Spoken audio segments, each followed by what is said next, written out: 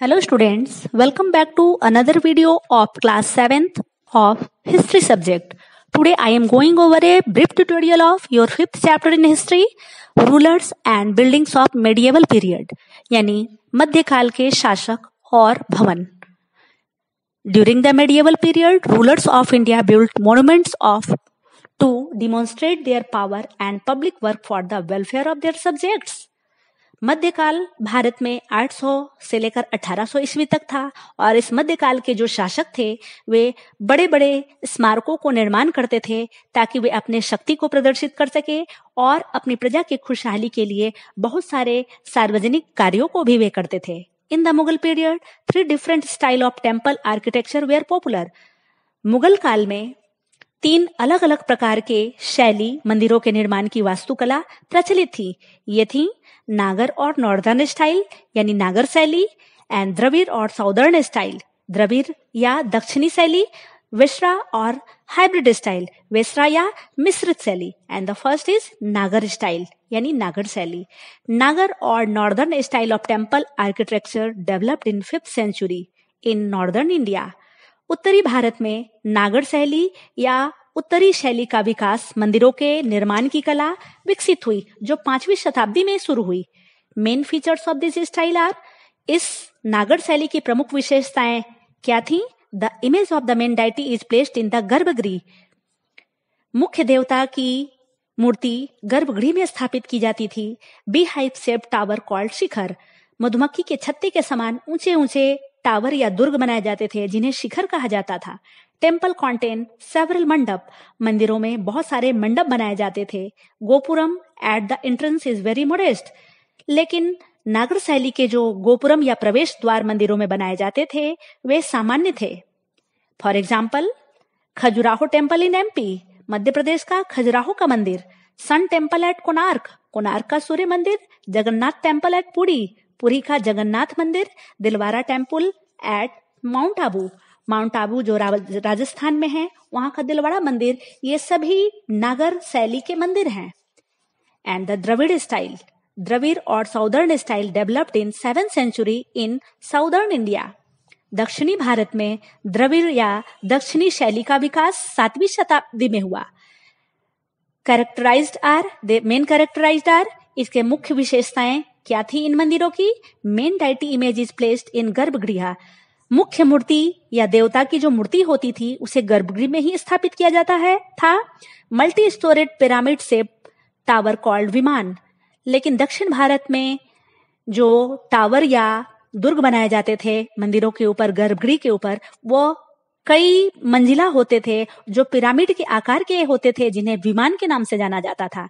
Loftie and intricate gopuram, और गोपुरम यानी प्रवेश द्वार बहुत ऊंचा और बहुत ही जटिल संरचनाओं वाला होता था. पिलर्ड मंडपम, और बहुत मंडप जो बनाए जाते थे जहां सभाएं होती थी वो उसमें बहुत सारे खंभे होते थे. For example temple in Tanjore, Tanjore के मंदिर. Mahabalipuram and Kanchi under patronage of Pallava, Pallava साम्राज्य के अंतर्गत महाबलीपुरम में, कांची में मंदिर बनाए गए जो द्रविड़ शैली के हैं. Statue of Nataraja in bronze by Cholas, चोलों ने नटराज की मूर्ति बनाई जो भी द्रविड़ शैली में ही आता है. एंड वेश्रा स्टाइल यानी मिश्रित शैली. वेश्रा और hybrid style of temples found in Deccan region. Deccan क्षेत्र में वेश्रा या मिश्रित शैली के भी मंदिर बनाए गए. It had the feature of both नागर एंड द्रविड़ स्टाइल. इसमें नागर और द्रविड़ शैली दोनों की विशेषताओं के अनुसार बनाया गया. For example rock cut Kailashnath temple at Ellora, Ellora की गुफाओं में पत्थरों को काट कर बनाया गया कैलाशनाथ का मंदिर वेश्रा स्टाइल का मंदिर है. एलिफेंटा केव बिल्ड बाय राष्ट्रकूटा, एलिफेंटा की गुफाएं जो राष्ट्रकूट के शासकों के द्वारा बनवाई गई वह भी मिश्रित शैली का ही है. And the next the Indo Islamic style of architecture, यानी भारतीय इस्लामिक शैली जो वास्तुकला में प्रसिद्ध हुई वो कैसे हुई इसके बारे में जानेंगे. After the coming of Muslim the traditional Indian style blended with the Arabic and Persian style gave Indo Islamic style of architecture.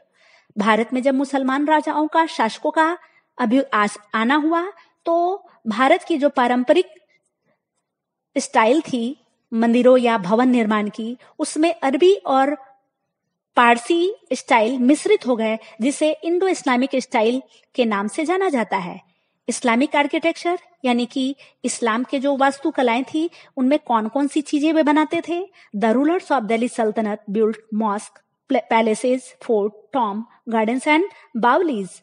Delhi सल्तनत के शासकों ने बहुत सारी मस्जिदें, महल, किले, स्तूप, बागीचे और बावली बनवाए। The main features was the use of the arch, the dome and the minaret. Delhi सल्तनत के शासकों द्वारा बनवाए गए इस्लामिक आर्किटेक्चर की मुख्य विशेषताओं में यह थी कि वे किसी भी भवन का निर्माण में उसमें आर्क यानी मेहराब यानी अर्धवृत्ताकार ऊंचा गुंबज बनाते थे और साथ में मीनारें भी होती थी। Many Hindu designs were also adopted. बाद में बहुत सारे हिंदू डिजाइन भी उसमें अपना लिए गए। द मॉस्क यानी मस्जिद। Muslim rulers in India built mosque usually has an open courtyard with a domed prayer hall on the Mecca side. Muslim शासकों ने भारत में बहुत सारे मस्जिद बनवाए जिसमें एक खुला प्रांगण होता था और जिसमें एक गुंबजाकार प्रार्थना भवन होता था जो मक्का की ओर इसका मुंह होता था।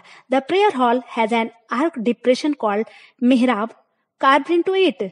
और प्रार्थना हॉल में जहां प्रार्थनाएं होती थी वहां एक वृत्ताकार ऊंचा गड्ढा होता था जिसे मेहराब कहा जाता था, मेहराब बना होता था। मेहराब is the most sacred part indicate the किबला यानी डायरेक्शन ऑफ मक्का। मेहराब सबसे पवित्र हिस्सा होता था मस्जिद का, जिसे किबला के नाम से भी जानते हैं क्योंकि मक्का की दिशा की ओर इसे बनाया जाता था। The fort, palaces and other buildings. किले, महल और अन्य भवन। To defend the kingdom it was necessary to build forts. अपने राजधानी को सुरक्षा के लिए किले अवश्य रूप से बनाए जाते थे। Beside forts medieval ruler build grand palaces. किलों के अलावा मध्यकाल के शासकों ने बड़े बड़े महल भी बनवाए। Akbar architecture is visible in his father's Humayun's Tom. Akbar की वास्तुकला उसके जो झलकती है उसके पिता हुमायूं के स्तूप में, जो उसने अपने पिता के मरने के बाद बनवाया था। The water works. Most medieval rulers has tank, well, canals etc dug and maintained for the people welfare। मध्यकाल के शासकों ने बहुत सारे तालाब, कुएं, नहरें आदि खुदवाए और लोगों की खुशहाली के लिए उनकी देखभाल भी करवाते थे। स्टेप वेल्स और baoli provided water as well as cool resting places with rooms. उस समय की कुओं की एक खास विशेषता थी स्टेप वेल। स्टेप वेल यानी बावली, जो इस सीढ़ी नुमा कुआं होता था और प्रत्येक मंजिल पर कई सारे कमरे होते थे जहां गर्मियों के दिनों में आराम करने के लिए बनवाए जाते थे। द मुसोलियम यानी मकबरा। Muslim rulers were buried in grand mausoleum with were decorated. जितने भी मुस्लिम शासक हुए वे बड़े बड़े भव्य मकबरे बनवाते थे जो बहुत ही सुंदर ढंग से सजाए हुए होते थे और उन्हीं मकबरों में उन्हें दफनाया जाता था। The gardens. The gardens are divided into 4 quarter by tree lined pathway called char बाग।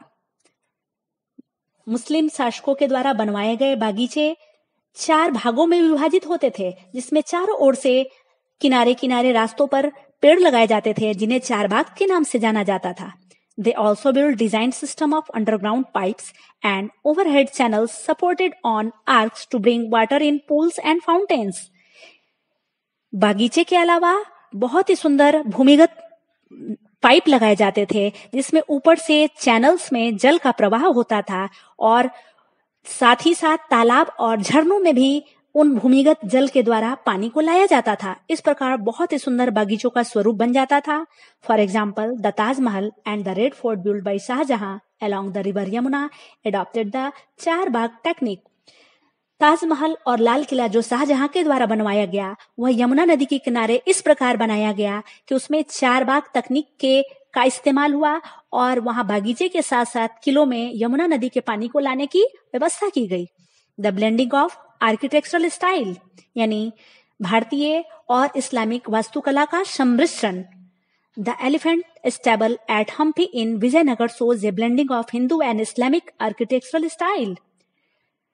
विजयनगर के हम्पी में एक हाथियों का विश्राम स्थल बनाया गया जहां हिंदू और इस्लामिक आर्किटेक्चर का मिला जुला स्वरूप दिखाई पड़ता है, जहां ज्यादातर संगीत सम्मेलन होते थे, जिसे आज भी देखा जा सकता है। At Vrindavan near Mathura, temples were constructed very similar to the Mughal palace in Fatehpur Sikri. Vrindavan जो मथुरा के पास है, वहां के मंदिरों की जो बनावट है वह मुस्लिम शासकों के द्वारा बनवाए गए महल और फतेहपुर सिकरी में जो महल बना हुआ है उससे काफी मिलता जुलता है। इस प्रकार हम देखते हैं कि इन दोनों जगहों पर आर्किटेक्चरल स्टाइल जो थी उनका ब्लेंडिंग यानी सम्मिश्रण हुआ है। The ceremonial halls of public audience, दीवाने आम, and private audience दीवाने खास were carefully planned. लाल किले में 2 हॉल बनाए गए हैं जहां समारोह होते थे। सार्वजनिक समारोह दीवाने आम में होते थे और निजी या व्यक्तिगत समारोह दीवाने खास में होते थे, जिसे बहुत ही योजनाबद्ध तरीके से बनाया गया है। The Mughal adopted the Bengali dome in their architecture, यहाँ तक कि मुगलों ने बंगाल के गुंबद बनाने की कला जो नुकीली होती थी उसे भी अपने आर्किटेक्चर में अपना लिया। एंड द आर्किटेक्चरल अचीवमेंट यानी मेडिएवल एज के वास्तुकला की क्या क्या उपलब्धियां थी। Many beautiful buildings were build during Shah Jahan reign, Shah Jahan के शासनकाल में बहुत सुंदर सुंदर भवनों का निर्माण किया गया। Red Fort in Shahjahanabad, old Delhi made of red sandstone, Lal Qila जिसका नाम शाहजहानाबाद था जो पुरानी दिल्ली में पड़ता है वह लाल रंग के बालू पत्थर से बनाया गया है।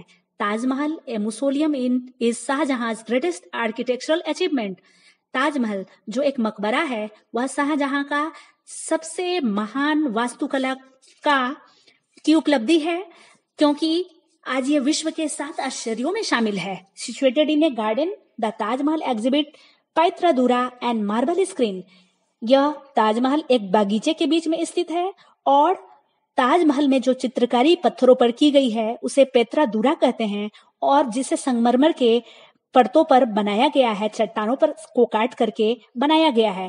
He also builds Moti Masjid eight Agra, उसने आगरा में एक मोती मस्जिद का भी निर्माण करवाया। That's all, thank